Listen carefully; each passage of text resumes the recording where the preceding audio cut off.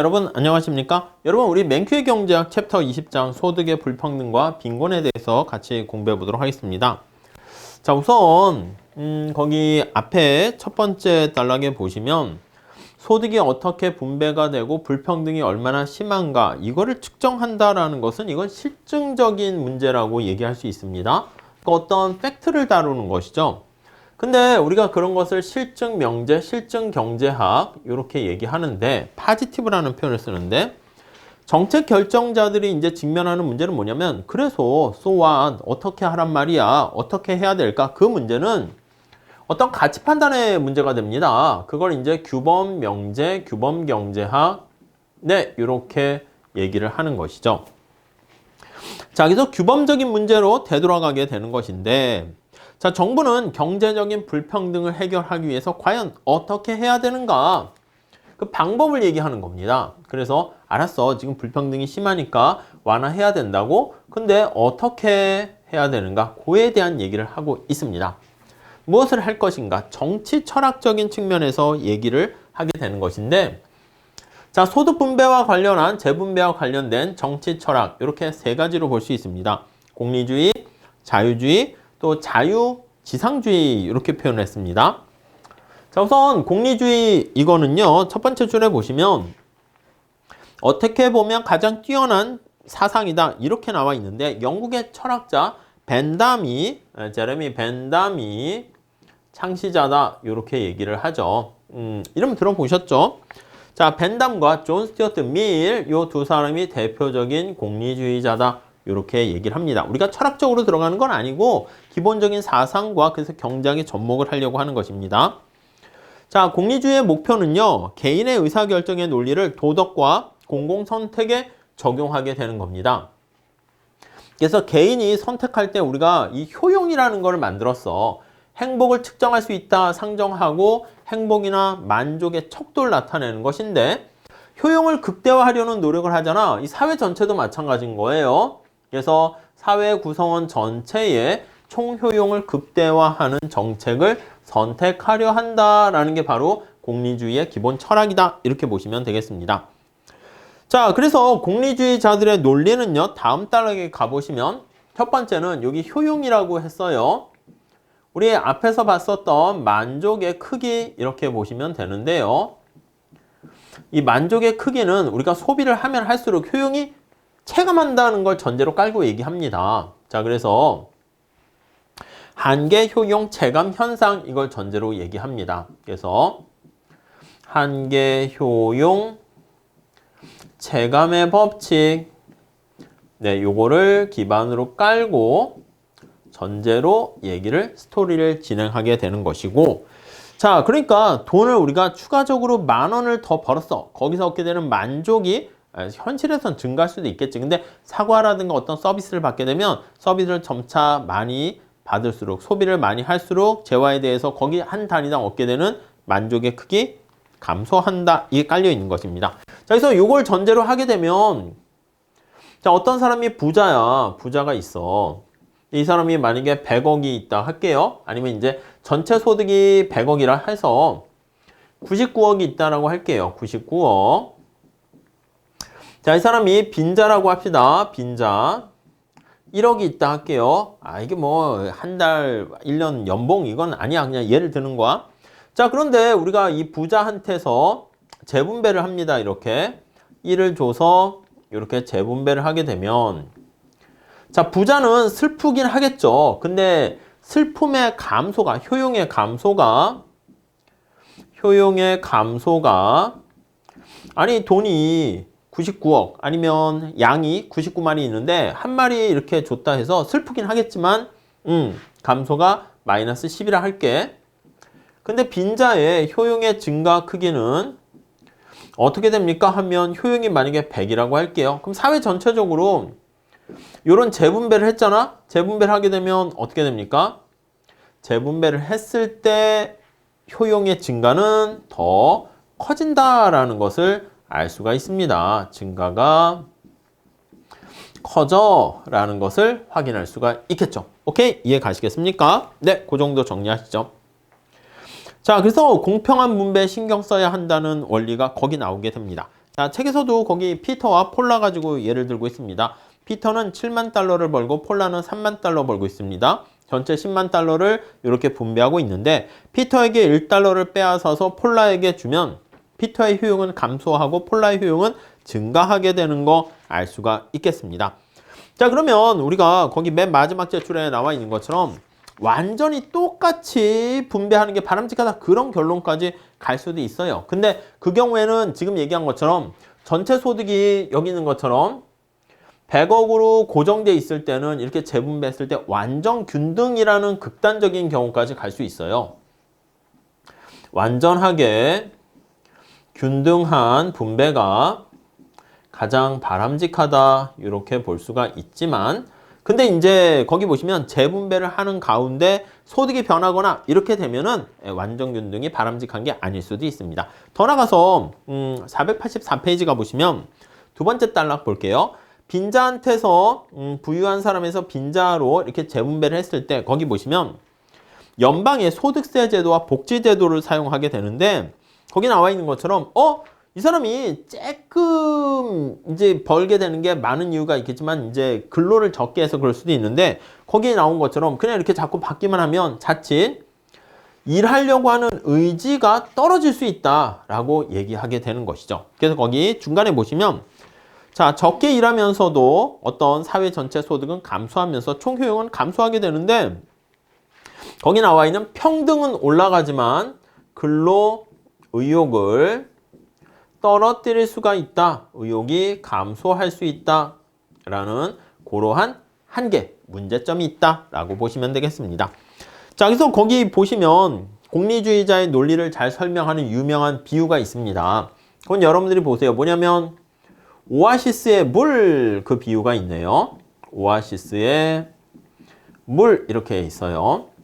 자, 거기 보니까 오아시스가 두 개 있어. 피터의 오아시스와 폴라의 오아시스가 사막을 잃고 둘 다 사막을 잃고 헤매고 있는데 갈증을 느끼는데 오아시스를 찾았어.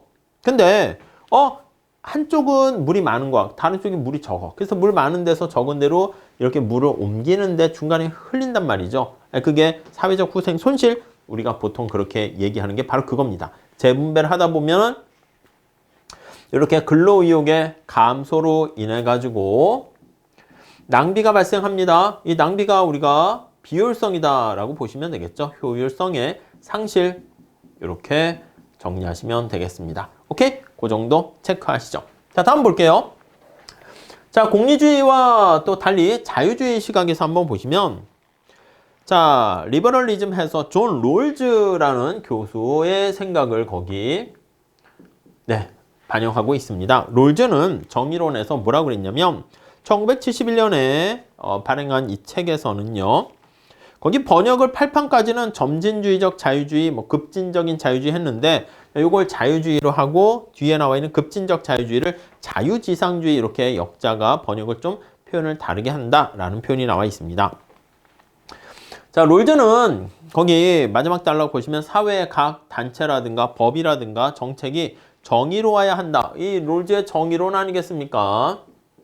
정의란 무엇인가? 그거에 대해서 얘기를 하는데 자, 거기 보시면 밑에서 세 번째 줄 볼게요. 모든 사람의 관점은 어쩔 수 없이 그들의 특별한 환경, 그렇죠? 타고난 재주, 부지런함, 교육의 정도, 재산 등에 의해서 영향을 받게 됩니다. 한 번이라도 정의로운 사회에 대한 객관적인 합의에 도달한 적이 있는가? 정의란 무엇인가? 이거에 대해서 객관적인 정답은 찾기 어렵다는 것이죠. 자, 485페이지 가보시면 자, 그러다 보니까 우리가 이제 얘기를 하는 거야. 한 가지의 가상적인 실험을 합니다. 여러분도 뭐 그럴 수가 있잖아. 아유, 나 그냥 지금 인생을 되돌리고 싶어. 그냥 뭐 고등학교로 되돌릴래? 중학교, 초등학교로 되돌릴래? 처음 태어날 때부터 되돌릴래? 뭐 그러고 싶은 생각, 리셋하고 싶은 생각이 있잖아. 만약에 그런 기회가 생겼다라고 할게요. 자, 그래서 우리가 모든 사람들 다 화성에서 보낸 다음에 다시 지구로 재탄생시키는 거야. 다시 태어나게 한다 이겁니다. 다시 태어난다면 뭐 이렇게 영화도 있고 그렇죠. 노래도 있고 태어난다면 이해 가시죠? 어떻게 할 것인가? 우리가 봤을 때는요, 근데 이제 늘 생각할 때 다시 태어나면 뭐 재벌집 막내 아들 이런 걸로 태어나기를 원할 수도 있어요. 오케이? 근데 다시 태어났어. 깜깜해. 북한이야. 반동문자로 찍혀가지고 아우지 탄광에서 일을 하는 그런 상황이 됐어. 아니, 그러면 또 꽝이지. 그렇기 때문에 우리는 다시 태어나서 룰을 새로 만들려고 할 때 어떻게 될지 모르는 거야. 그걸 무지의 베일이라고 합니다. 아무것도 모르는 그런 상황에서 룰을 이렇게 설정하게 되면 자칫 내가 좋을 수도 있지만 로또 당첨되는 거랑 비슷해. 돈을 잃게 되거나 아주 빈곤한 빈약한 나쁜 환경에서 태어날 수도 있는 거야. 그러다 보니까 초기 상태 새롭게 세팅을 합니다. 초기의 상태를 설정합니다. 설계합니다. 근데 무지의 베일에 이제 깔려 있는 그러한 상태이고요. 자, 초기 상태에 도달할 때 이 초기 상태에서는 정당한 사회적 규칙에 대한 합의에 도달할 수 있습니다. 어떻게 합의를 합니까? 라고 하면 우리가 볼 때 뭐 그런 거 있잖아. 최악의 상태를 면하고자 합니다. 그러니까 거기 보시면 뭐가 어떻게 될지 모르기 때문에 최소 극대화 기준이라 합니다.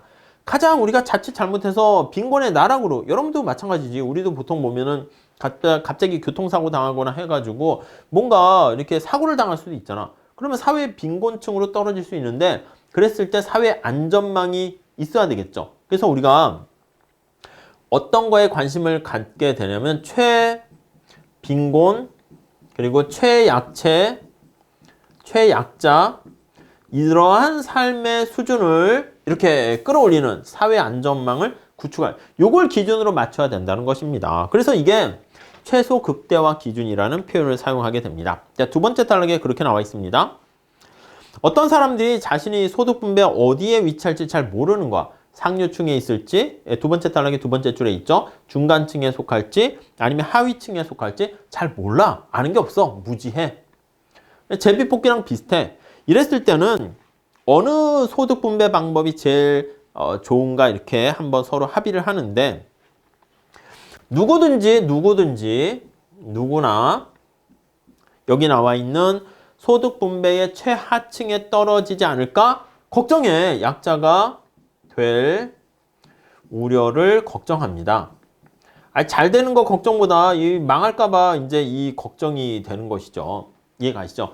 여러분들이 사업을 해봐. 나 벤처 할래. 그러면 잘 돼가지고 막 엄청 떼부자 되는 것만 생각하는 게 아니라, 야, 주위에 다 망했대. 이런 소식도 많이 있기 때문에, 그래서 성공하는 사람들은 진짜 극소수에 해당하거든. 그러니까 그게 걱정스러우니까 뭔가 도전을 잘 못하게 될 수가 있는 것이죠. 그래서 사회 최빈층의 복지를, 여기 있는 사람의 복지를 끌어올려야 한다. 이렇게 이 사람들의 복지를 끌어올리는 게 최선의 정책이다. 이러한 결론에 도달할 수가 있게 된다는 것입니다. 그게 최소 극대화의 원칙이다 라고 보시면 되겠습니다.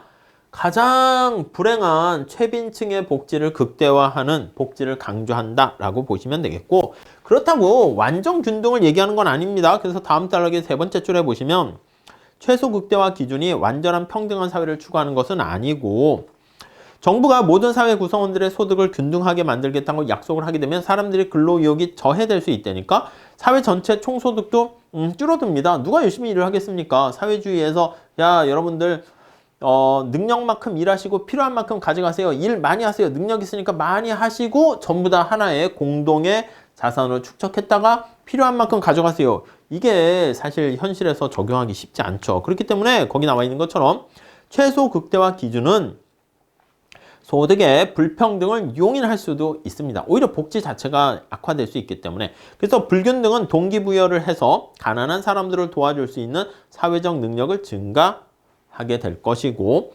그럼에도 불구하고 롤제 철학은 사회 빈곤층에게 높은 가중치를 둔다라는 입장에서 봤을 때는 앞에 공리주의보다는 소득 재분배에 좀 더 적극적으로 옹호하는 입장이다 라고 보시면 되겠습니다.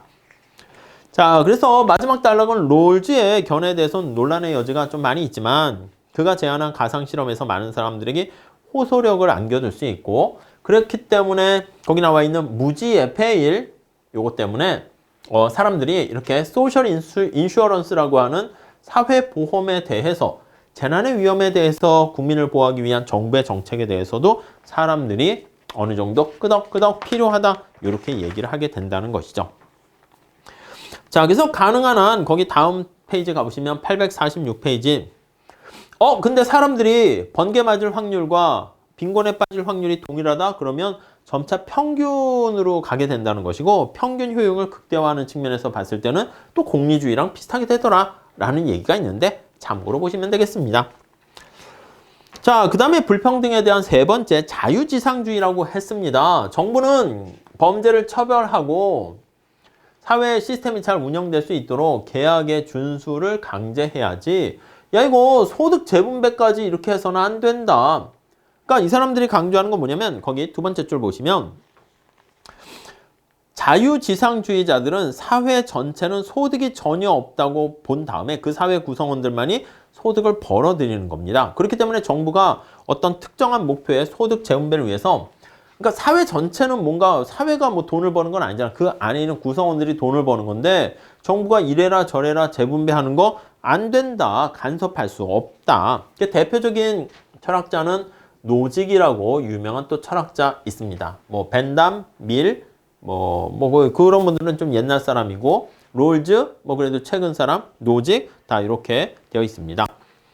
자, 노직이 쓴 거기 보시면은 무정부, 국가, 그리고 유토피아라는 책에서 다음과 같이 얘기를 하고 있고요. 그 내용을 한번 보시고 자, 노직은 어느 정도 불평등이 뭐 어쩌고 저쩌고 다 필요 없어. 다 필요 없어. 그냥 경제활동의 아웃컴, 결과를 평가하는 대안으로 자유지상주의자들은 뭘 강조하냐면 결과가 나온 프로세스, 과정을 중시 여기는 거예요. 그래서 기회의 균등이 결과의 균등보다 훨씬 좋다. 기회를 균등하게 주고 얘가 열심히 안 했으면은 뭐 가난하게 사는 것이고 열심히 했으면 그렇게 더 부유하게 될 수 있도록 만드는 게 더 중요하다. 이렇게 얘기를 하게 되는 거예요. 근데 우리가 자칫 소득 재분배하게 되면 결과의 균등만 생각할 수 있게 되는데 오히려 그게 좋지 않다는 것이죠. 자, 487페이지 가보시면 학점 나눠주는 것도 마찬가지입니다. 학교에서 학점을 배분할 때 공평한가 등등등 그런 측면에서도 우리가 생각해 볼 수 있겠다라고 보시면 되겠네요. 자, 그 정도 보시고 문제를 보면서 살짝 정리 좀 할게요. 4번 볼까요? 공리주의자들은 부자로부터 가난한 사람에게 소득을 재분배하는 게 어떤 경우에 바람직하다라고 생각하는가? 어떤 경우였습니다. 그쵸. 공리주의자들은 재분배를 했는데 사람들이 근로의욕이 저해될 수 있잖아. 공평성을 위해서 효율성이 저해될 수 있다고요. 재분배를 하게 되면 이렇게 공평성은 높여집니다. 올라갑니다. 근데 효율성이 떨어진다는 거지. 근데 이 효율성이 얘가 내려가는 게 만약에 더 이렇게 심하게 내려가게 되면 이거 재분배하는 게 오히려 바람직하지 않다. 그렇게 주장을 한다는 것이죠. 다음 5번. 자, 롤즈가 무지의 베일, 그쵸. 아무것도 모르는 상태입니다. 초기 상태입니다. 무지의 베일 뒤에 가려진 초기 상태를 가정한 것은 무엇을 강조하기 위한 것인가? 그치. 사람들이 내가 고소득층에 속할지 수저 논쟁에서 금수저를 물고 태어날지 흙수저일지 그걸 알 수 없잖아. 그러다 보니까 B번이네. 모든 사람들이 태어난 후에 어떤 상황에 처하는가 운에 달려있는 거야. 확률에 달려있는 거야. 그러다 보니까 내가 최악의 상태 그걸 또 걱정하게 된다라는 것이죠. 네, 그 정도 볼게요. 다음 6번. 다음 중 자유지상주의자들의 주장은 무엇인가? 이거죠. 과정이 중요하다 이렇게 얘기하는 것입니다. 그래서 C번 보시면 커다란 소득 격차가 발생했는데 이거는 결과는 균등하지 않지만 자발적인 거래가 통해 가지고 그렇게 발생한 것은 그거 어쩔 수 없다는 거야. 그렇게 보시면 되겠습니다. 오케이? 자, 그 정도 정리하시고요. 이렇게 철학과 관련한 논쟁에 대해서 학파에 대해서 살펴봤고 다음 시간에는 그래요. 현실에서는 빈곤이 벌써 만연돼 있습니다. 이 빈곤을 완화하는 정책은 뭐가 있을까? 그거에 대해서 살펴보도록 하겠습니다. 자, 감사합니다.